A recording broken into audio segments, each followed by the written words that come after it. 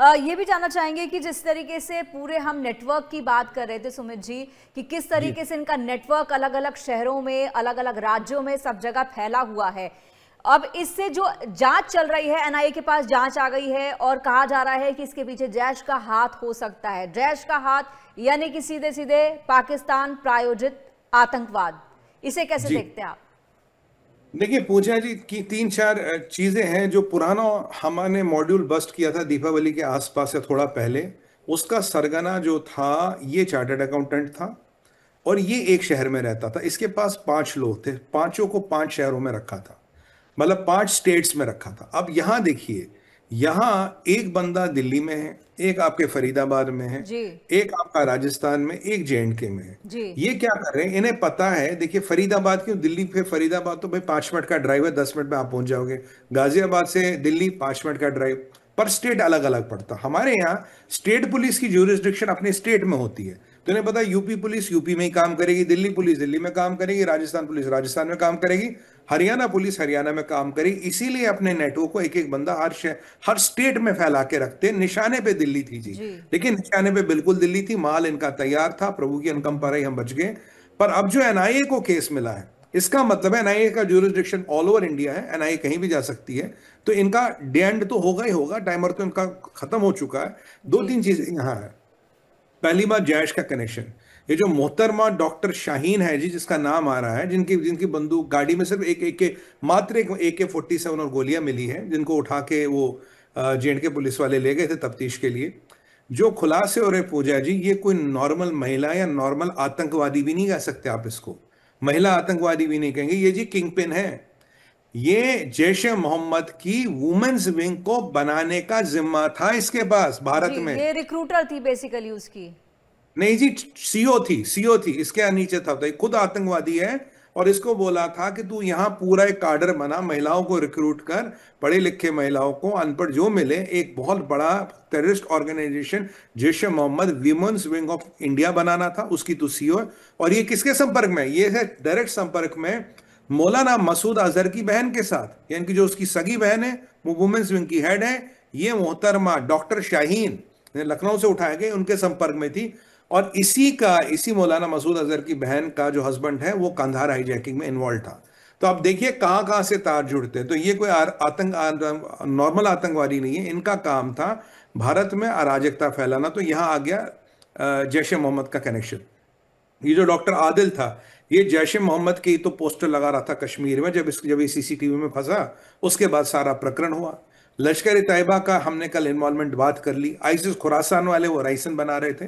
तो कहीं ना कहीं खुरासान हो, जैश ए मोहम्मद हो, लश्कर ए तैयबा हो, और कश्मीर का कनेक्शन, और पढ़े लिखे व्हाइट कॉलर जहाद, जिसे हम कहेंगे अब व्हाइट कॉलर जहाद, केमिकल जहाद, ये नई चीजें इस क्षेत्र में आ गई है और इनके सीधे पाकिस्तान से तार जुड़ते हैं। और देखिए, अगर अनपढ़ जहादी होता 5वीं फेल, वो जी 3,000 किलो एक्सप्लोसिव मटेरियल पूजा जी इकट्ठा नहीं कर सकता। बिकॉज ये पढ़ा लिखा है, इसके पास क्रेडिट कार्ड है, इसको अंग्रेजी बोलनी आती है, इसको टाइपिंग करती है, ईमेल लिख सकता है। इसीलिए इसने इतना अमोनियम नाइट्रेट, RDX वगैरह जो है इसने इकट्ठा किया।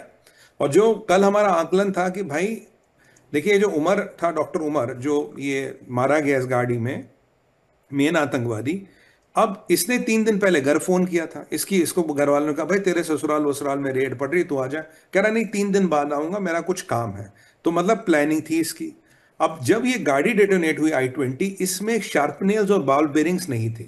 यानी कि इसने जो बम बनाया था, कल खबर थी कि जी उसमें 3 लोग थे। तो मैंने कहा था टिपिकल फिदायीन अटैक नहीं, पर है तो फिदायीन, इनका बड़ा टारगेट हो सकता था। अब दिल्ली पुलिस कह रहा जी इसमें केवल एक व्यक्ति था। जब इसने पुलिस का बैरिकेड देखा, इसने गाड़ी को डिटोनेट किया, फिदायीन अटैक था।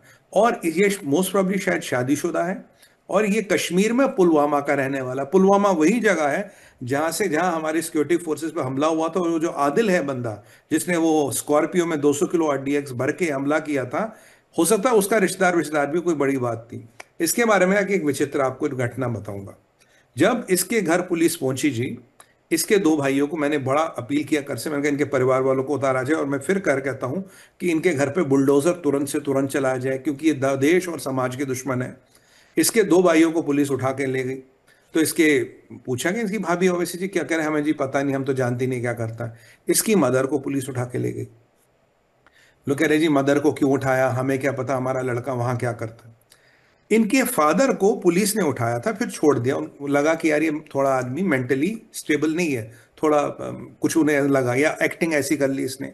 जब इसके फादर को छोड़ा गया, कुछ घंटे बाद दो ट्रक्स आती है जेएंड के आर्मी पुलिस की, और इनको उठा के ले जाती है इसके फादर को। उस गांव में अभी 1000 पुलिस वाले एक एक घर, एक एक काउशेड, एक एक गाड़ी की तलाशी कर रहे हैं। तो मतलब हो सकता है वहां भी एक आर्म्स का जखीरा मिले, या इनके जो फादर बेवकूफ होने की एक्टिंग कर रहा था उसको सब पता था, इसकी मदर को पता था, इसके भाइयों को पता था। जो हमारा कल भी MH1 के माध्यम से डिमांड थी कि इनकी पूरे परिवारों को उठाया जाए, वो कोर्ट में प्रूव करें ना पूजा जी, हम इन्वॉल्व नहीं, हमें कुछ नहीं पता, और इनके मकानों को तुरंत बुलडोज किया जाए ताकि आने वाले लोगों को एक समाचार मिले। अगर ये फैमिली ड्रामा जो चल रहा था, कह रहे जी हम बड़ा गरीब है, आप इनका मकान देख लीजिए, बड़ी बड़ी कोठियां नहीं होती दिल्ली में, ऐसे गरीब हो तो कोठी कहां से बन गई। मतलब सारा प्रकरण चल रहा, सबको सब पता है, बस वही है अलतकिया बोलो, झूठ बोलो, काम चलाओ, बोलो जी हम तो जनाब गरीब है, हमें तो पता ही नहीं क्या हुआ क्या नहीं हुआ। और जिस अस्पताल में ये काम पढ़ाता था या ट्रस्ट में पढ़ाता था फरीदाबाद के, जी खबरें ये भी आ रही थी वहां पढ़ाई वढ़ाई तो क्या होती थी, वो खैर उसकी तो जांच हो रही है, वहां पे RDX बनाने की खबरें आ रही है, ये वहां RDX बनाते थे। मतलब एक एजुकेशनल इंस्टीट्यूट आपके और मेरे टैक्स पेयर पैसे से बना, और वहां RDX बन रहा। ये जांच की जाए कि इसके ट्रस्टी कौन है, यहाँ का पैसा कहाँ से आ रहा है। और एक और इंपॉर्टेंट एंगल मैं आज MH1 पे हाईलाइट करना चाहता हूँ। मिडिल ईस्ट की काफी इन्वेस्टमेंट पूजा जी आती है कश्मीर में, जी जी और हमारी गलती है हमने उसको कश्मीर में ही लगाया। जी देखिए जब पैसा आना हो, पैसा कहीं ना कहीं से तो आएगा जी। देखिए इतने सब सामान के लिए लाखों करोड़ों रुपया चाहिएगा जो आदमी के पास नहीं होता। तो क्या वो मिडिल ईस्ट के पैसे के माध्यम से फंडिंग हुई है? क्या कोई मिडिल ईस्ट का कनेक्शन है? क्या हमास हिजबुल्लाह का कनेक्शन तो नहीं है कहीं?